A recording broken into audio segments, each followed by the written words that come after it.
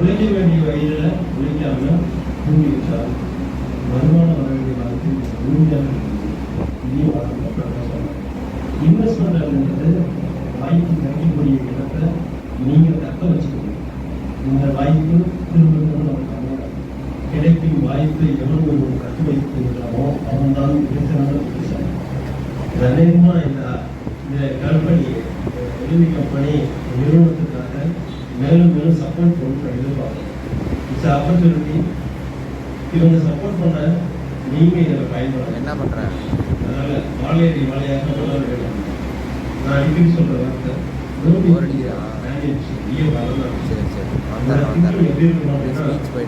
ஆலமரம் வளர்ந்துச்சுனாக்க அடுத்தது புதிய போட்டு வைக்கலாம்.